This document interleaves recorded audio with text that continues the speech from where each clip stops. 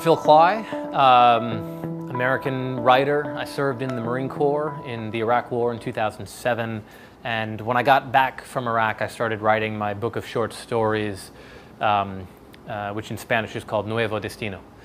I started writing because I came back from war with a lot of questions in my head, not simply questions about what I'd experienced, but also questions about what people that I knew had been through, and also what America looked like when I came home, what it's like to be in a war zone and then come back to a place that feels very removed from war, and the ways that different people that I knew and Marines and soldiers process their memories and try and come to terms with the moral questions that war raises.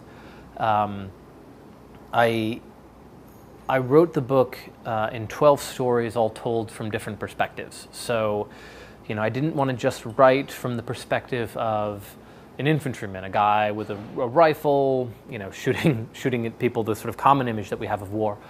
I also wanted other stories that sometimes are less told. So, what is it like to be a mortuary affairs specialist? The Marines whose job is to go out and recover the bodies of the dead and prepare them to be sent home.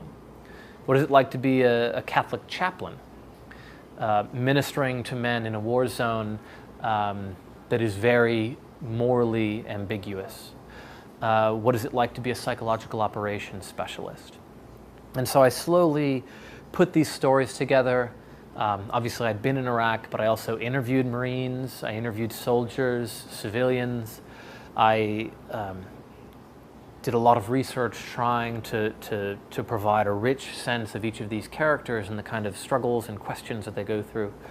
And I spent about 4.5 years writing the book, really in the hope that, one, that it would help me to answer the questions that I had in my own mind, but also that it would be an invitation to readers to enter into a conversation about war, to enter into the skulls of these characters and try and see the world through their eyes and see the situations and decisions that they have to make, the choices that they make and the moral consequences of that, and think about very deeply what that means, not just for somebody overseas, but what it means for a citizen of a country that uses military force.